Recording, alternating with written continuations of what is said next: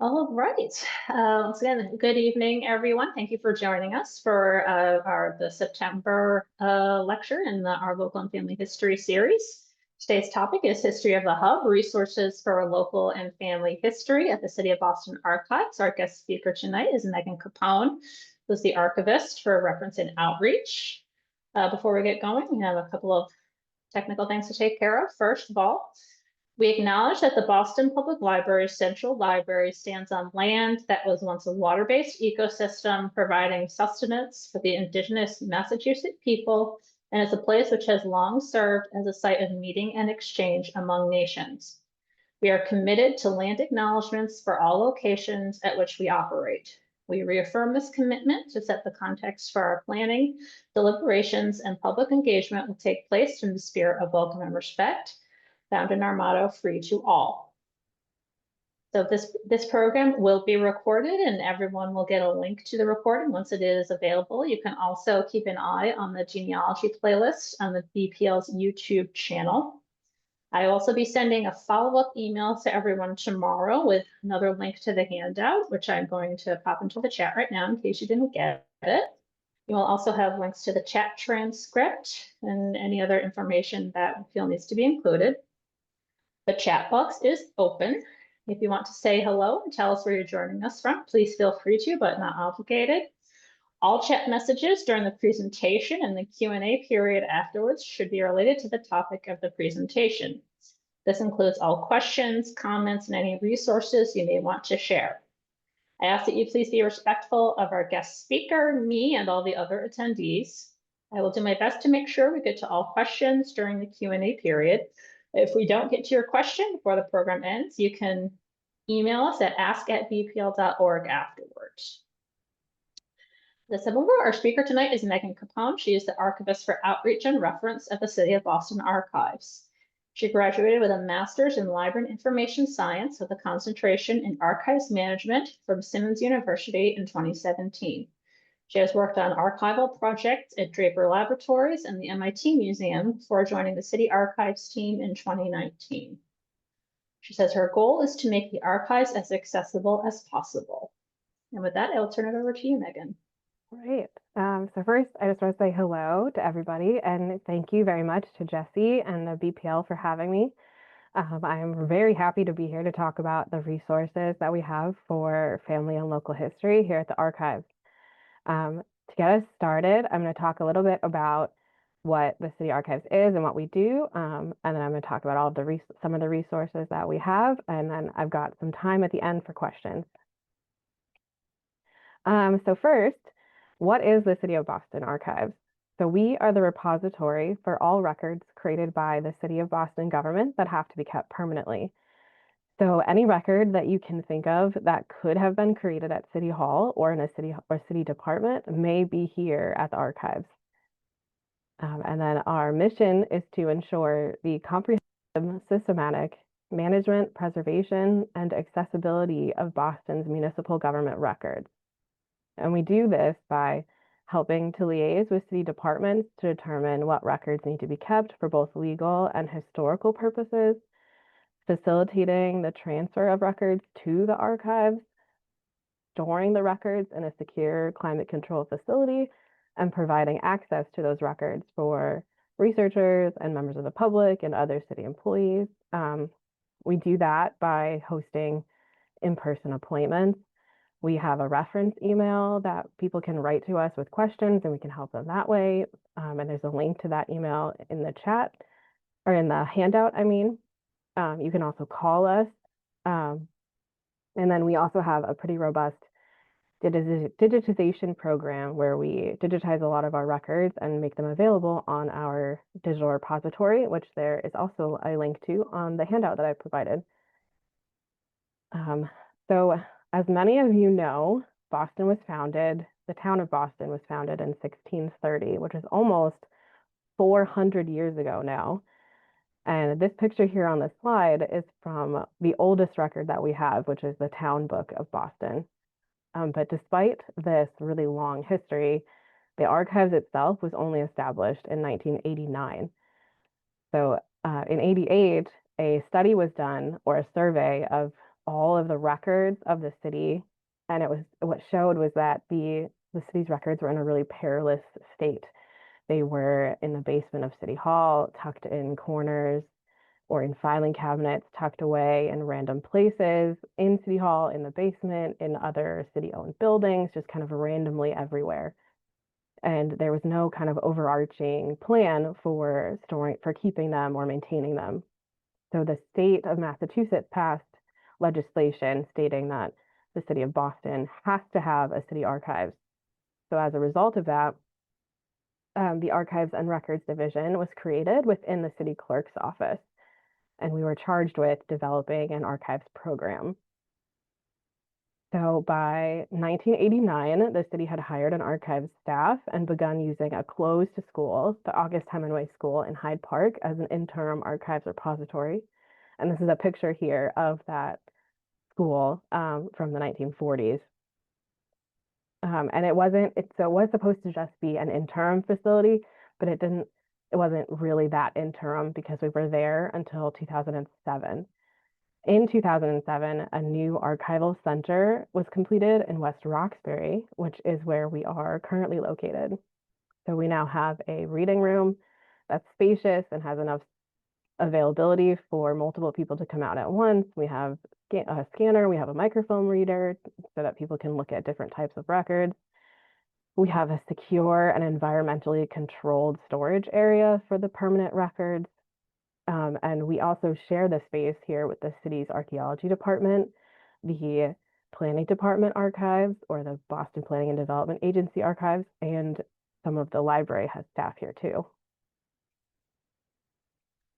So now I'm going to talk more about like the actual records that we have. We have a very large amount of records here at the archives from virtually every part of the city government that you can think of. This includes city council proceedings, building plans, mayoral papers, tax records, student records, school committee meeting minutes, landmarks commission records, public works department stuff, licensing board records, legal department records, and even some city-run institutions as well. But the main focus for today is going to be some of the most popular records for genealogy or for family history and local history. And that is starting with the tax records, which the picture you see here, all of these volumes are tax records that we have here at the archives. This is one of the larger collections that we have. It comprises about 2,950 linear feet, which is quite a lot. And we have 3 different types of tax records. There's real estate, personal, and poll taxes, and they start in 1822, and they go up to about 1985 for the personal estate records. For genealogy purposes, the most valuable of these records is the poll taxes. And so when you think of poll taxes, you may think about taxes that are related to like elections and voting, but that's not really true here. The poll tax in Boston was more like a flat tax that you paid because you were a resident using city services. So all men of voting age paid this poll tax from 1822 to 1917. And the tax records from that period record names, ages, residences, and occupations of those men. So they're a really rich resource for doing genealogy history. They provide a lot of great information. So I have here an example from 1915. So this is Ward 16. It will be Ward 17. So in 1914, the wards changed. So while the book is for Ward 16, it does also reflect a bit of 17. It's just that the number had changed before this book was printed. So the poll taxes are on the left side of this volume. And you can see that there are several men listed living at 188 Blue Hill Avenue. And on the third line, there's someone named Charles Greenstein. So you can see all this information that it records about him. His age is listed as 26. Then you have these two little line strokes in the reported residence column, and that means ditto. So his address the previous year was also 188 Blue Hill Ave. His occupation is listed as a clerk. And then on the right side of the page are the real estate records. So following along that same line, we can see that 188 Blue Hill Avenue is owned by Frank J. Holderary and Timothy Carl, and then it lists the property value and the assessed taxes. And so using these records, you can track who is living at an address, and then because the poll tax records list the person's residence the previous year, you can also follow them backwards in time through the records. So we could go back to the volume for 1914 and we would still see Greenstein living at this address. And then if he had moved prior to that, it would list where he was in 1913 if it was different. And then we could go into 1913 volume for that other address and see him there. So it's a kind of a cool way where you can follow someone as they moved backwards. Also, if you can find business records in these tax records, if the address is used for a business, it'll typically still be listed on this left side of the page. In the example here, you can see on the very first line that it says it's a shop by Israel Strasberg, and then under occupation, it says variety, so that indicates that it was a variety shop, which I think is pretty cool. And so a lot of these tax records, the early ones, are digitized. From 1822 to 1918, they're available on Family Search, and you can both browse the full volumes or you can search them by name using the search tool that you see on your screen here. And I've included the links to Family Search and to the different versions, the catalog record where you can view all of the volumes and the search tool on the handout. And then if you had trouble with navigating the digitized volumes, or you want to view later tax records that aren't digitized, you can always email us or call us and schedule an appointment to come in and take a look at them. And if you're not local, we may be able to do a little bit of searching for you and scan them and send them to you.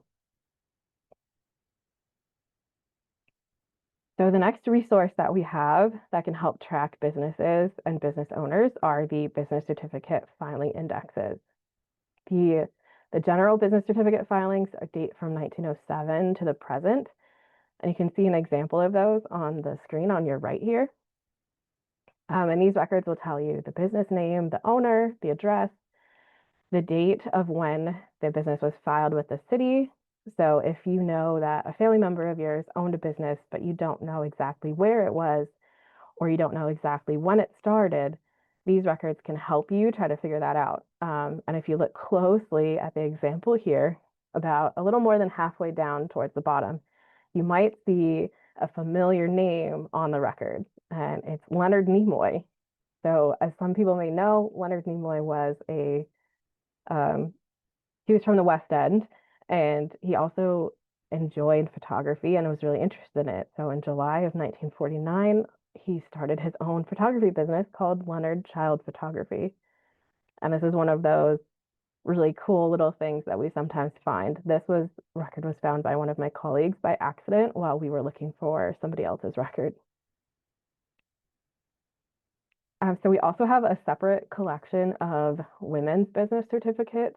These were married women doing business records. They cover from about 1862 to 1974. And it was married women who owned a business, registered these so that they could keep the business separate from their husband. So this way they were fully liable, and it was only them. So it was like keeping their finances separate from their husbands. These records also included, similarly to the other business records, their women's names, where the business was located, the date that it was filed, but they also included their husband's names and information. So that can be kind of a clue if you're doing family or genealogy history to help lead you down to other places. If you didn't know the person's husband's name, it's like I said, it's a clue to help you do some more research and get further. So the next collection that we have that is really, really helpful for family research are the voting and election records. So as you can see from this slide here, we have a mix of different types of these records and volumes. We have naturalized mail voter indexes, naturalized male voter registers, naturalized and native male voter registers, voter registers for women and all voters, for men and all voters, and some miscellaneous volumes. And then we also have a earlier collection of just women voter registers. And if you are wondering why there were women registering to vote before 1920, it's because in Massachusetts, women could vote for school committees starting in, I think, 1879. So these records are not digitized and they can be a little bit confusing. So if you're researching someone you think may be in the records, I would recommend that you contact us or email us, and we can help you figure out which of these volumes would be the best to try to look in to try to find the person that you're looking for. So here I have an example of a men's voter register, and this is for Baldwin Street from 1896. So you can see all of the really great details they've recorded in these volumes, including their name, even their signature, their residence, their age, their occupation, their place or the location of their business, their place of birth, the court and date of naturalization, and it even includes their height and their weight, which I find really cool. So if you didn't know what the person necessarily looked like, you can kind of get a little bit of a clue of their weight and how tall they were, which I just think that's a really cool detail to be included. And also really importantly, if the naturalization information is really important, because if you know the court and the date of where someone, when and where someone was naturalized, you can then maybe go and try to find that naturalization record, which would shed a whole bunch of other details about them. And so that's really, I think, a really key piece of information to have been recorded in these volumes. So after the passage of the 19th Amendment that gave women the right to vote in federal elections in 1920, women in Boston registered to vote in droves. So thousands of women immediately rushed to the elections department to register. And we have all of the volumes recording those registrations.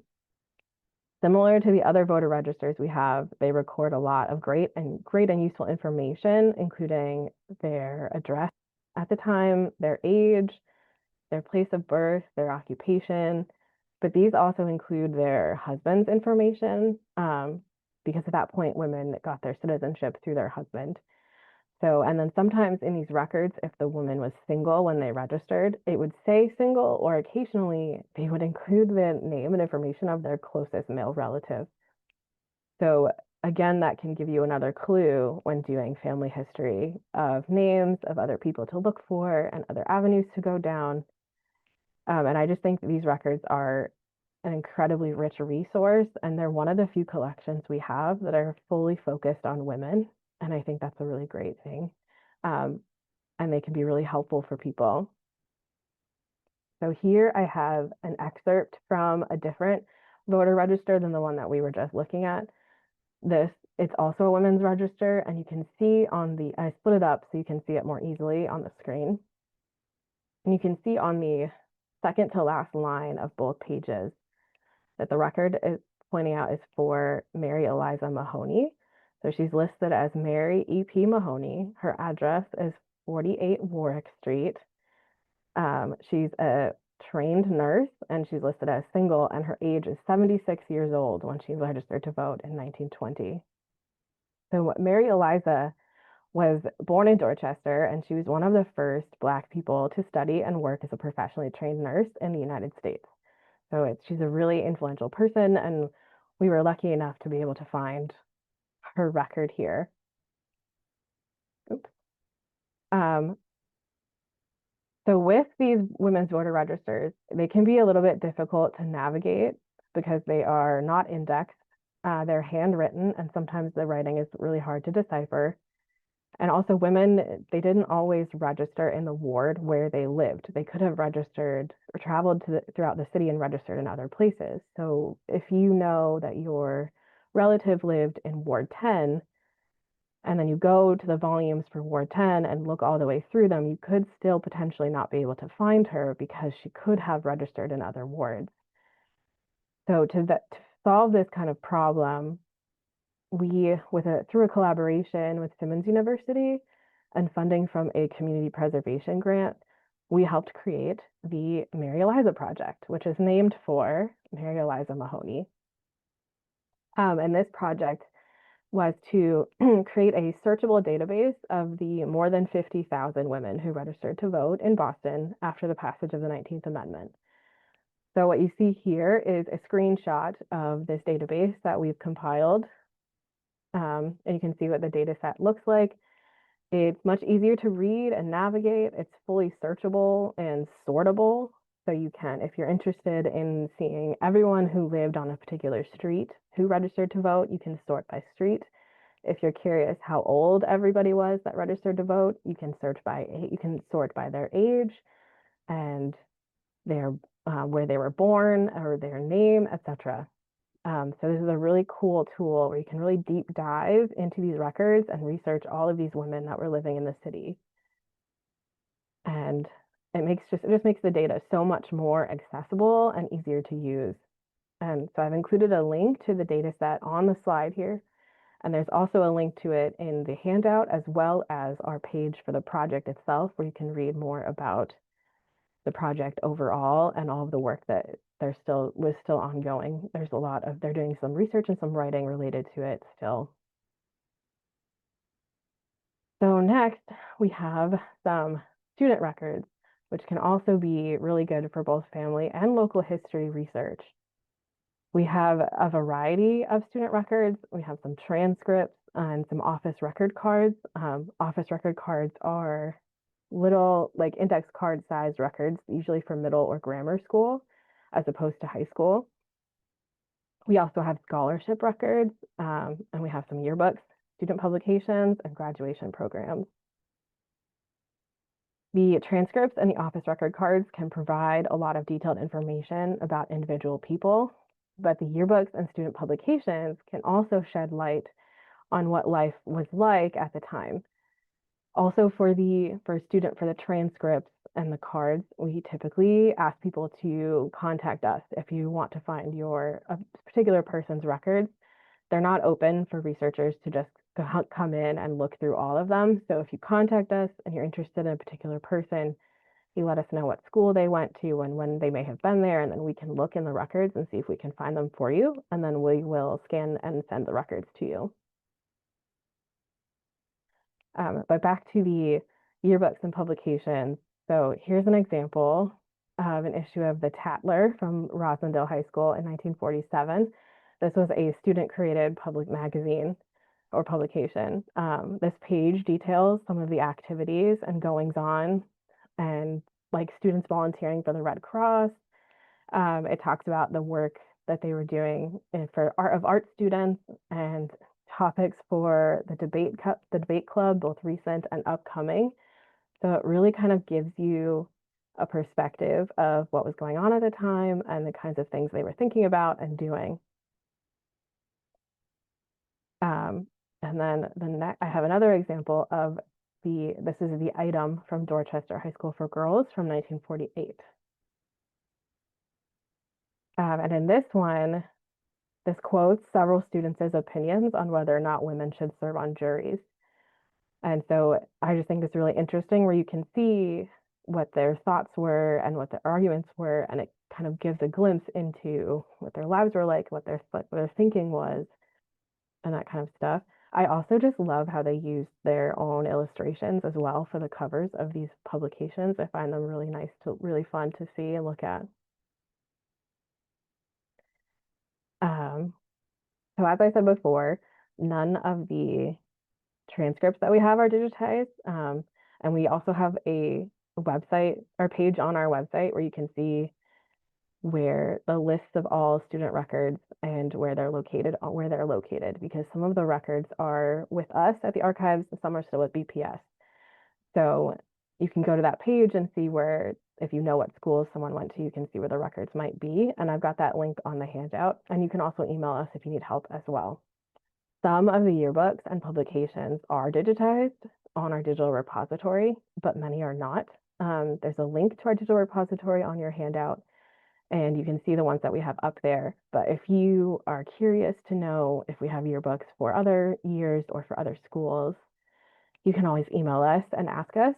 We have quite a few of them, but we don't have yearbooks for every single school, unfortunately, or for every single year. So, but you can always ask us and find out, and then either come in and look at them, or we can often sometimes scan them for you. So in addition to student records, we also have records of teachers. We have a collection called the Teacher Qualification Records, and they cover 1876 to 1949. These records detail where the individual went to school and all the positions they held in the school system at the time that the records were written. The example that you see on the right here is a record of Wilhelmina Crossan, and she was one of Boston's first Black teachers. You can see that she attended Girls High School and Salem Normal School, and also Boston Teachers College, and that she held numerous positions in the BPS system in the Dearborn district and the Hancock district and the Hyde district. And so you can see all the times that she moved to new positions, where she passed a promotional examination, and just the work that she did. And you really get a feel for her career as a teacher in the Boston Public School system. And then we also have some school manuals, which go from about 1869 to 1973. These are kind of essentially a directory of all the employees of the school department. For teachers, it lists their names, their addresses, and the subject that they teach or taught. So while they're not as detailed, they can still give you some clues if you're looking for a particular person and tell you where they worked and what they taught. So moving on, the next group of records I want to talk about are institutional records. So we have a lot of records for several city-run institutions, and these include the Almshouse, the House of Corrections, the House of Industry, the Marcella Street Home, the Boston Lunatic Hospital, and the Temporary Home for Women and Children. For all of these institutions, we have at least a small number of registers of individuals who were there. But for today, I'm only going to talk about two of the most commonly requested records from this list, and that is the House of Industry and the House of Corrections. But you can find more information about the other collections in our online catalog, which I have a link to in the handout that you have. And if you're interested in any of the other collections, you can email us and we can help you navigate how to look at them. So for the House of Industry and the House of Corrections, they were both penal institutions on Deer Island. So they were both established in 1820s, and they moved a few times before ending up on Deer Island. They both moved to South Boston at different times.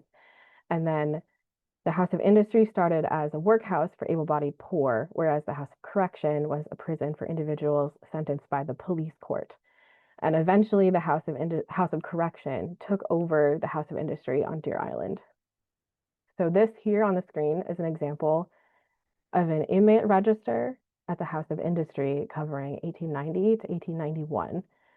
And you can see how much detail they include here. We have the inmates' number, their name, their age, their birthplace, their marital status, whether they could read or write, the date they were admitted, the court that sentenced them, their crime or why they were sentenced, the length of their sentence. It also includes a former inmate number if they had been at the House of Industry previously, and when they were discharged as well. And in the remarks section, it'll often include where they went to if they were discharged, if they went to like where they were living or where they were sent. You can really find a lot of information about an individual. And then because it includes that former number, you can also track them backwards in the records. So if you see that former number there, you can then look in indexes and registers from previous years and look for that number to see how many, like what the person there was there for previously, and if they continued to be there, and really just track them and get a full history of their time in this institution.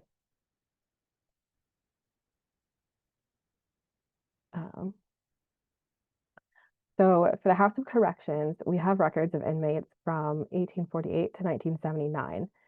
In addition to they're similar to the inmate indexes and registers of the House of Industry. And then we also have something called the registers of inmate personal property, which are a little bit different.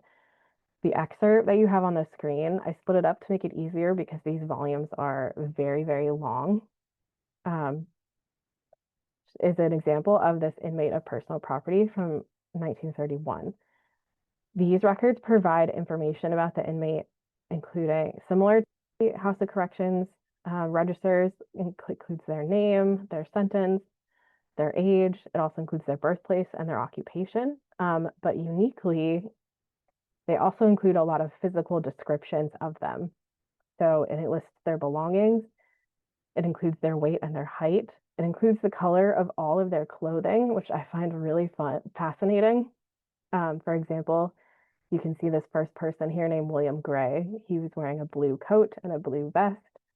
And I just think that's really cool. And it gives you a clear picture of what this person was wearing and who a little bit into who they may have been, but by what they were wearing and what they brought with them. It also includes their hair and their eye color. So you can get a clearer picture of what they looked like. And also any marks that are on their body, which I find interesting as well. So for this first person, you see it says no marks, but then for the second person in the record, who's Edward, it has a whole list there, which I believe may be a list of different tattoos that he had on his body, which is really interesting. And you can see, again, it just gives like a little window into who they were and what they were like. So we often have researchers contact us for these records, both the House of Corrections and the House of Industry, because they found a census record or an old newspaper article that says that their ancestor had been there. So in that instance, we can take that information and then try to find out more by looking through the indexes and the registers and trying to find records for those people to shed some light on why they were there and help fill in that picture for their family history.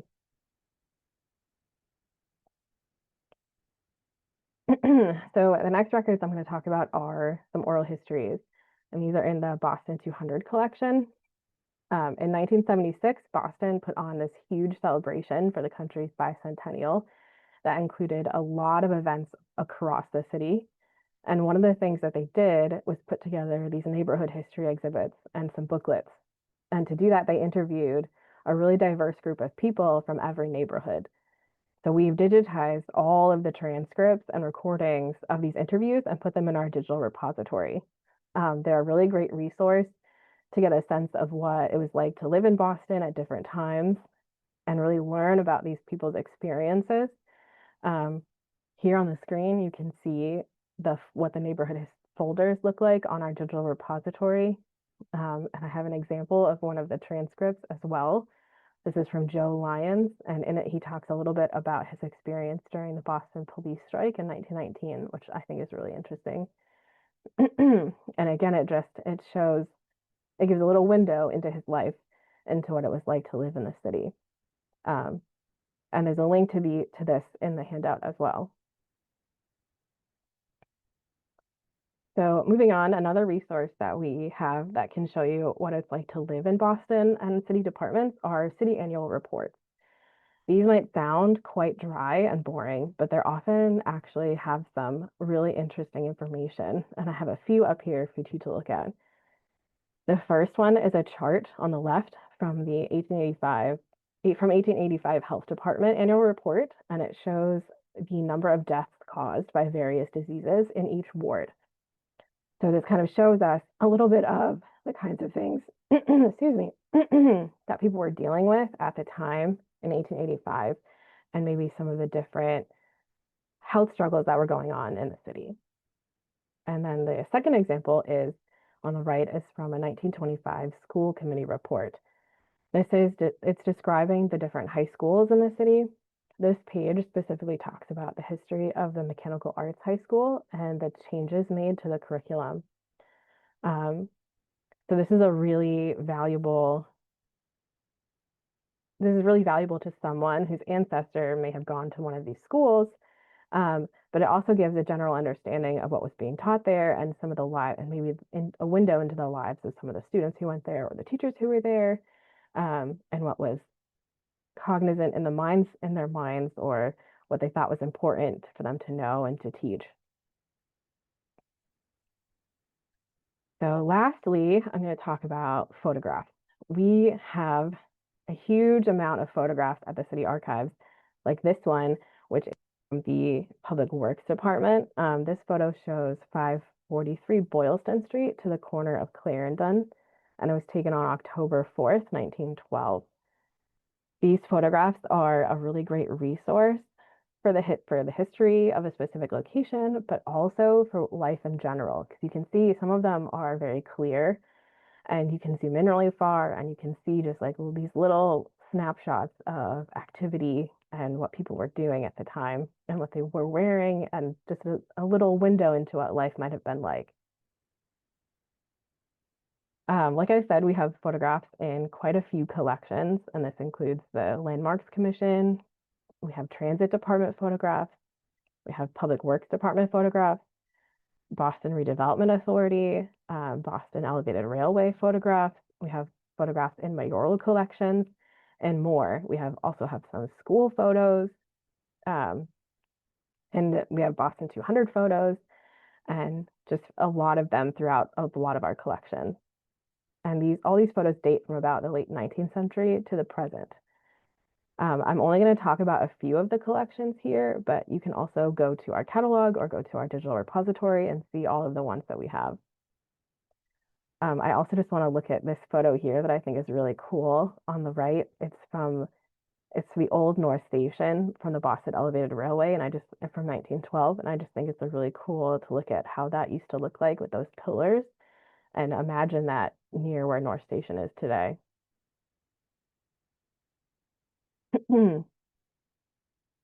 So first I want to mention the Landmark Commission photos.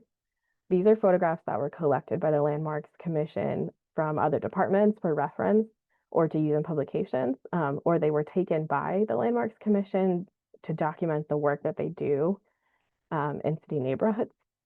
And these can be a really great resource for looking for specific buildings and specific places. The example I have here is the James Michael Curley House in Jamaica Plain. And so you can see it shows the building from multiple angles, and you really get a feel for the architecture of it and things like that. And so you can see the history of what it looked like before, like this is in the past. And then next we have the Public Works Commission or Public Works Department photos. That's an error on the slide. It should be Public Works Department. And this contains photos from the Public Works Department showing transit construction and street scenes. And these photographs are really crisp and they're really high quality. So you can zoom in and see like all the businesses in the background, all the people in the background, and similar to the other one for Boylston Street, it's just a glimpse into what was happening then and what people were doing and what they looked like, and a glimpse into what it was like to be there. This one here on the screen is from Dewey Square in 1942. And you can see the pillars there from the elevated rail. And you just, like I said, you just get a glimpse of the hustle and bustle of the daily life. Then we have some mayoral photos. So people may think that these are just photographs of the mayor and that they're kind of boring, but they also have photographs of community members and community events and cultural events. So you can still get a lot of rich history from looking through them. So here on the left, we have Celtics player Satch Sanders at a youth basketball event in the 1960s. And these are from the Mayor John Collins collection. And then on the right, we have the 2004 Boston Marathon winner, Mayor Menino, in the background. And so these are two photos that really show a small community event versus a much larger city cultural event. And again, it just shows a lot about the history of the city and what it was like to live there. So lastly, about photographs, I want to share the neighborhood photographs that collections that we have up on our digital repository. There should be a link to this on your handout. So if you're looking for photographs for a particular area, you would normally have to look through every collection that we have, since we have photographs across lots and lots of collections, and go through them all looking for whatever building or area you're trying to find. But for this, what we did with the digitized photographs, we grouped them by neighborhood. So you can go on to our digital repository and browse through all the records for the North End or Brighton or what have you. And it's a great way to look at the history of particular places within the city. And it's easier to find what you might be looking for this way. So that's just about it. I just want to mention some places where you can find us. We have our Facebook at City of Boston Archives. Our Instagram is also City of Boston Archives. And then we have Blue Sky at Boston Archives and Records. So we post here multiple times a week, and we post multiple types of things. We do mystery photos where we ask people to try to guess what the location and the date is of the photo. It's a little game that you can play, and then we reveal it the next day or a couple of days later. And then we also post things for holidays. For example, for today's the anniversary of the founding of Boston on September 17th. So today we posted a pamphlet of the celebration for the 300th anniversary in 1930. So we do things like that regularly, and it's a fun way to interact with us. And then here's our contact information. We have our website. We have an email address. You can also call us. And then if you would like to, you can visit us by appointment. So we do typically go by appointment so that we can be prepared, so that we can pull the records that you want to look at in advance and be prepared for you to help you the best that we can. That's all I have for you today. Can open it up to questions now. Turn it back over to Jessie. Thank you, Megan. That was great. So we do have a few questions in here. So let's see. So Judy is asking, were farms considered a business around 1920? So they wouldn't be listed necessarily in the business records, only if they sold products commercially. But they definitely would probably be in the tax records. So they would be listed as whoever it was that owned the land. Okay, thank you. Okay, so Jessica's asking, does the archive have indexes of this material? Of which material? I think maybe just in general. Sure. If So you could clarify, Jessica. Let me see. Okay, schools, she was asking. Sure. So unfortunately, we don't have indexes to this, if you mean the student records. The ones that we have are just organized by school name. So you kind of have to have an idea of what school someone went to for us to find them. But we can also help you with that, especially for middle and like grammar school. It's more likely that someone would have gone to the school closest to where they live. So if you also know where they lived, we can look at some old atlases, maybe using the 11th Map Center's Atlas Scope tool, and look at what schools were around there, or using the school manuals, because they'll tell you the addresses of all of the schools to try to identify which ones were the closest to them. And then we can look in those records to see if we can find the person that you're looking for.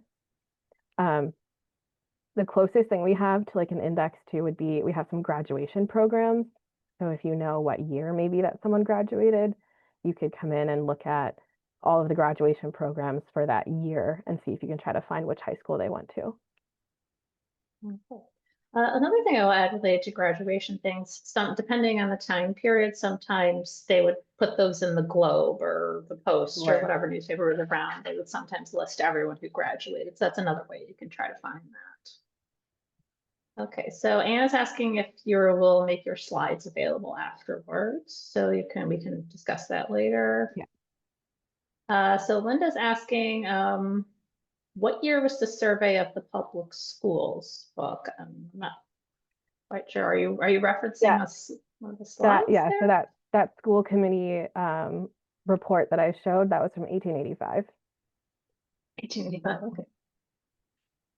All right, so, okay, I actually know the answer to this. So Leslie's asking, would records of immigrants arriving in Boston in the early 20th century be considered national or federal records? I can say yes. So those, if you're looking for original records, so they have those on microfilm at the Regional National Archive Center, which is in Waltham. They call it National Archives Boston, but it's in Waltham. And we also at the BPL have some stuff on microfilm as well. And there's also, those could also be on ancestry.com.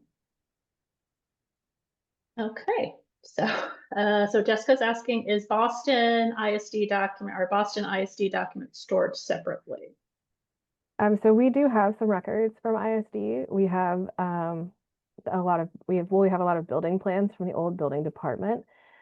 We also have some building plans we have the physical rolls, and then we have some on microfilm as well that are a bit later. The physical rolls are from about 1900 to 1969, and then the microfilm or aperture cards date from about 1970 to 1995. So if you're interested in looking for a particular building like that, you can email us and we can help you. We also have a page on our website that details how to request building plans specifically.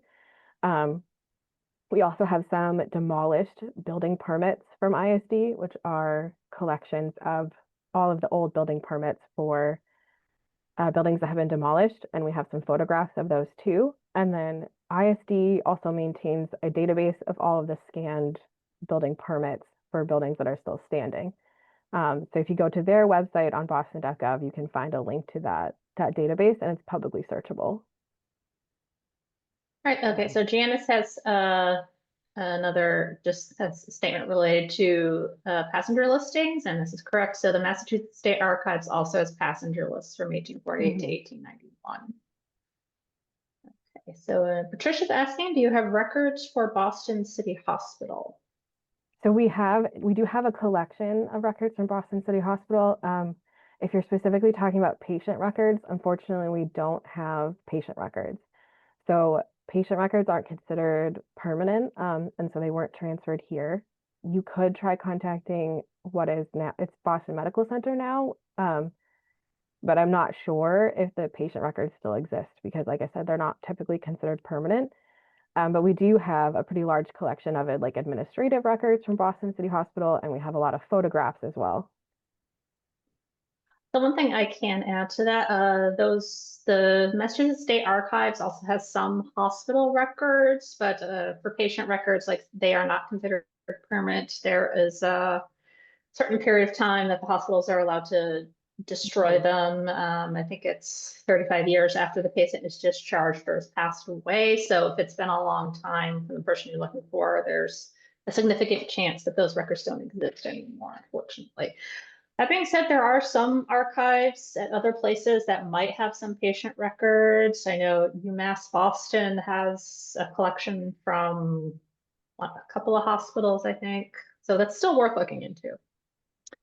Right, so, oh, hi, hello, Anne. Anne is asking, does the city of Boston have records for employees? My grandfather, who I cannot find much info about, I know worked for the city of Boston. So we don't have personnel records for employees, but we do have something called the list of officials and employees, which is exactly what it sounds like. It's a list of everyone who worked for the city, and they were published annually for a while. So we may be able to find them in those records. They are also digitized on a lot of them, because they were published, are digitized on the BPL's website as well. And those will list the person's name, the job that they had, when they were appointed to it, where they lived, and often their salary too. Yes, that is correct. And so also kind of related to that, if you know what department he worked for, then you can try looking at the annual reports and see if there's anything in there. But that's generally only if they're pretty high up that they would be mentioned by name. They didn't list the ordinary people. I'm actually gonna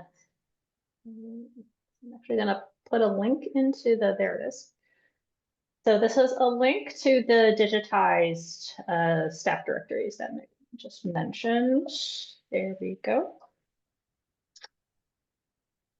Okay, so looks like that is about it. So we're gonna start wrapping up now unless someone else has a question. If you think of something afterwards, you can feel free to email the BPL, or you can email Megan or the archives. Those the information is up on the screen.